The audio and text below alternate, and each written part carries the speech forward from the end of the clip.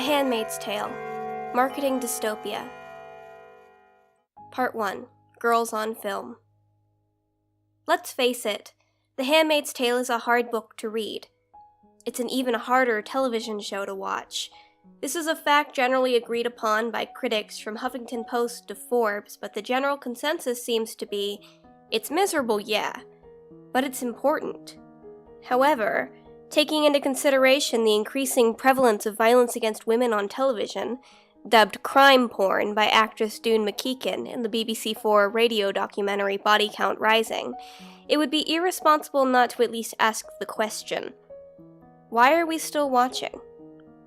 The intention of this video is not to convince you that the Hulu series is bad or harmful.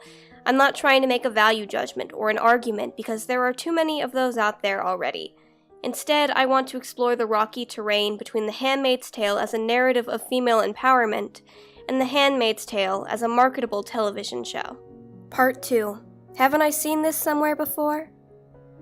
There are many different theories about the way pop culture nostalgia cycles recontextualize old themes and fads to create quote-unquote new ideas. I have no desire to get bogged down in quantifying the exact pattern of this cycle. Whether it cycles every 20 years, 15, or 40, we can all agree that something's going on. For whatever reason, nostalgia is enticing.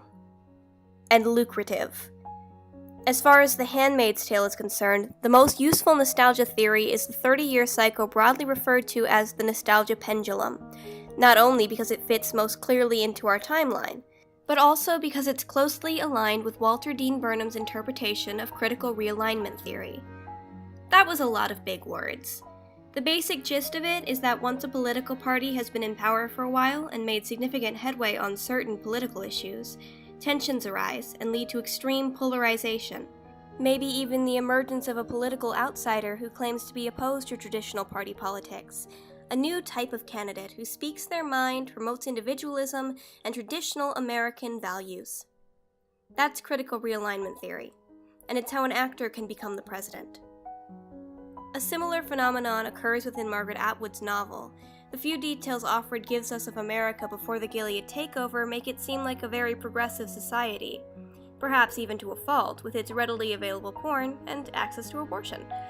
This progressive culture is rejected by religious extremist groups who eventually coalesce into the Sons of Jacob and stage a coup. Honestly, the rise of Gilead is just critical realignment theory taken to its extreme. It's no accident that the Hulu show has led to the book's resurgence 30 years after it was written, just as we find ourselves in the throes of yet another realignment period. Of course it's come back now, because it's topical. And topical means lucrative, if you can market it right. Part 3. How to Market Misery. How do you turn a political novel from 1985 written by a 78-year-old Canadian woman into a multi-award-winning TV show? How do you do this while competing with Netflix? Well, first you turn 1985 into 2017. That's easy. Modernize the flashback scenes, slap a few iPhones in there. Then you make everyone younger and hotter. You make them more likable, all while capitalizing on hot-button issues. This is how you market a TV show. Okay, obviously there are going to be some changes between the novel and the television show. This isn't about playing Spot the Difference.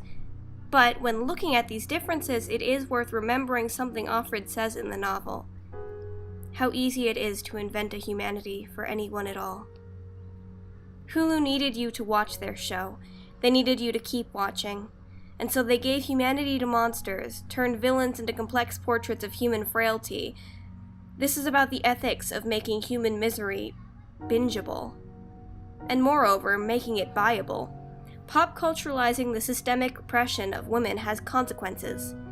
And sometimes those consequences come in the form of trivializing Amazon Fire TV commercials. Are you just gonna keep watching this show? Both actually. Alexa, order the Handmaid's Tale book. I've added The Handmaid's Tale to your cart. Alexa, play The Handmaid's Tale. That was easy. Blessed be. There do appear to be limits, though, to how far one can go when marketing oppression. Fashion lines, lingerie, and sexy Halloween costumes have all garnered criticism. Most recently, a Handmaid's Tale-themed wine collection was recalled due to some pretty rapey marketing copy.